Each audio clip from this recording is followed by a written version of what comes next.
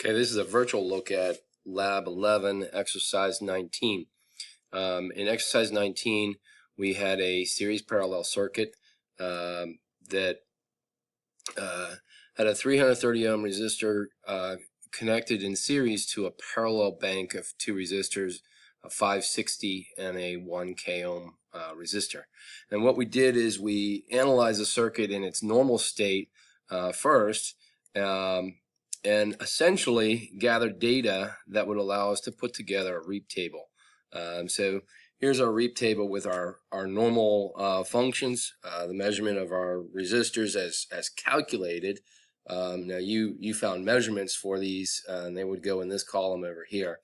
The yellow represents the parallel bank, and looking at each individual leg of the parallel bank. REQ is the R equivalent, or the equivalent combination of this bank if we were to redraw the circuit as a series circuit, and what those measurements would be. And so here we are using the calculated values, and essentially when you started out with your lab sheet, which which looked kind of like this right here, you were filling in these answers, and these were with your measured values. So you measured your resistance, you measured your voltages, you measured your current flow. We used the calculated resistances and the measurements to kind of do some comparisons. And it wasn't until you got down to step 6, step 7, that we began to put some problems into the circuit. And then we looked at what was occurring in the circuit as we answered the rest of the questions with those problems. So what I'm going to do here is show you the virtual version of that using Tinkercad. So let's go to our Tinkercad assignment and look at what we have set up. Okay, so here in Tinkercad, I have two different circuits set up. The circuit as you put it on your board looks very similar to this. You might have arranged it, your resistors in a different pattern across the board. What I have is my series dropping, my 330 resistor up here, and then I use a wire just so I have some room for my meters. I use a wire to put my two parallel resistors down here. My power supply is giving me 9 volts. If we were to follow this positive and negative, here's my positive supply to this bus line here, coming off the positive on the red line. We go through our resistor. It then goes into the positive lead of an ammeter, comes out and down the green wire here to where it's distributed to my parallel banks. And resistor 2 right here is my 560 ohm resistor. It goes through that resistor, then through an ammeter specific to that branch, and then from that ammeter it comes back on this black wire to the black bus line. Meanwhile, our other node up here splits off, comes on this green wire down to my 1K ohm, through the 1K ohm resistor, and then into that ammeter, out of that ammeter back to the parallel bus, and our return path to our power supplies there. These two meters here with the blue wires represent our voltmeters and the voltage measurements that we're taking. This is the circuit under normal operating conditions, and so what I'll do is I'll use this normal circuit and invoke some problems in this circuit so we can do a virtual representation of what you guys have already done on the proto board itself. Meanwhile, over here is I have the R equivalent redrawn. So when you look here, resistor 1, this is again my 330 ohm resistor, and then if we were to redraw the circuit for the parallel bank here, which is how you go about solving this when we're analyzing this and solving this, remember you have to simplify the sub-circuits. And so simplifying our parallel bank, we have an R equivalent around 359 ohms. It's 358.8, I believe. And and so to redraw that, we put that equivalent resistor in here, and you can see it looks now very, very much like a series circuit. When you do that, you can also see when we're comparing our readings, you can see how the similarities match up and how Kirchhoff's law is truly applied here. So in looking at this, 9-volt supply gives you a total of 13.1 milliamps of current. And in a series circuit, our current is constant according to Kirchhoff's law, and you do see that up here. We see the sum of the voltage drops. There's my series dropping resistor at 4.31 volts, plus the parallel bank, or R equivalent, at 4.69 volts. Add those two together, you have your 9-volt supply. We see that same thing over here, 4.31, 4.69. You see Kirchhoff's law applied in the real circuit, where there's a parallel branch split, and the path of least resistance gets the most current, proportionate to the resistor. So 8.37 milliamps in R2. And the greater resistor, the 1K, gets 4.69 milliamps in R3. This current plus this current equals the total current of 13.1. So we're able to truly prove Kirchhoff's law in both of these diagrams here. And we're able to also see how Ohm's law works out in our calculations. And that brings us back to that REAP table that we initially set up. That's where these values came from in this REAP table. Now, your measured values are going to be a little bit different because each resistor is not exactly the color-coded value, so you're going to have some slight differences there.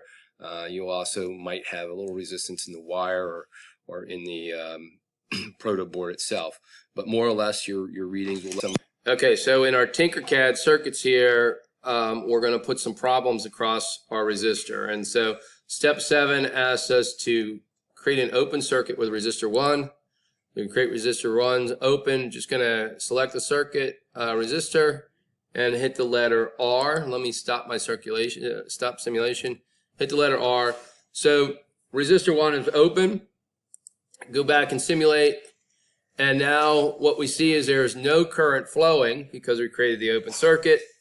My voltmeter shows me all of the circuit voltage at that open branch, and that is a concept that we will explore further in the voltmeter challenge, that all of your voltage is found at that open point in the circuit. So you see that right there. You also see there's no current and no voltage anywhere else on the circuit itself. So there's our open circuit problem. Let's stop the simulation, put our resistor back in place. So resistor's back in place. The next problem we put in here is a short circuit.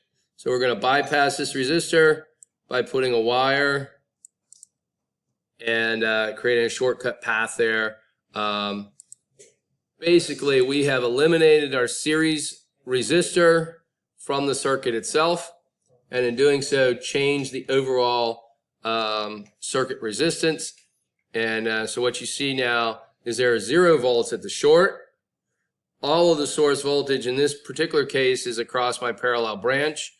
You see, because we've changed the overall circuit resistance and basically made this about 359 ohms equivalent, we have a redistribution of current. It still is a proportionate distribution, but different values from what we had originally. Our total circuit current in this case adds to 25.1 because our total circuit resistance was changed by this short circuit we put in here.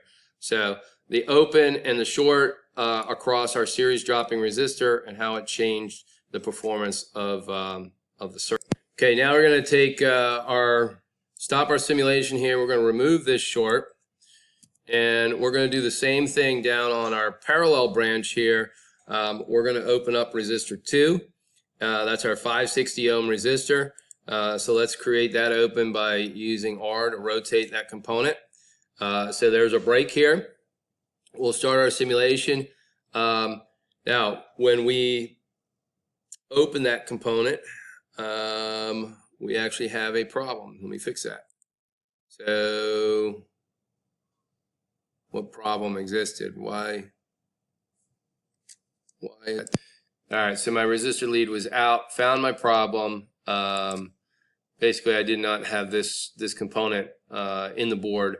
So here, when we turn this on, this is open, and we've effectively turned the rest of the circuit into a series circuit. So R1 is now in series with R3, which means I have a 1K ohm resistor plus a 330 ohm resistor. I basically have 1.33 K ohms, or 1,330 ohms, as my total resistance.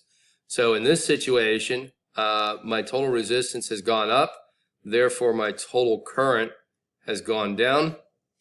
Notice a redistribution of voltage drops proportionally by resistors. So when comparing with our ideal or expected circuit behavior, I see a lesser voltage drop here, 2.23. My big resistor gets a much bigger voltage drop, 6.77. The sum of these together, as Kirchhoff's law says, the sum of the voltage drops equals the applied voltage, and that still is the case here. The problem is my open component down here that essentially turned this thing into a series circuit, and that component got removed. And because it was removed, the ammeter is indicating zero current flowing through that branch, and that's correct because we opened it up. So changing the circuit performance, with that open. Let's reset this and put this as a short. So we're going to stop our simulation. We're going to select that resistor, use R, and let's just rotate our component back in place. We're going to institute a short across resistor 2 by putting a wire in place there. And we'll start that simulation again. Now our shorted component shorts out the entire parallel branch. So when the shorted component shorts the parallel branch out, notice there is 0 amps, 0 current flowing through R3. And notice that we've effectively turned this into a series run with one resistor. Basically, R1 330 is our circuit, and we've shorted out the parallel or negated the parallel here. So it goes through the 330, and it runs the path of least resistance through this short here. It comes back and returns. So we have 0 volts over the parallel branch, or R equivalent, and we're seeing the full voltage over what is essentially the only resistor in the circuit, the 330 circuit. Again, we've reduced our total resistance, dropped it to 330, and by reducing the resistance, we're increasing the current. So the short circuit in this situation has negated the parallel branch. The R equivalent essentially becomes 0 here, and all we're looking at is the 330. So understanding the overall circuit behavior and performance and comparing it with what is expected or anticipated helps you determine where the problem is, isolate the problems as you troubleshoot circuits.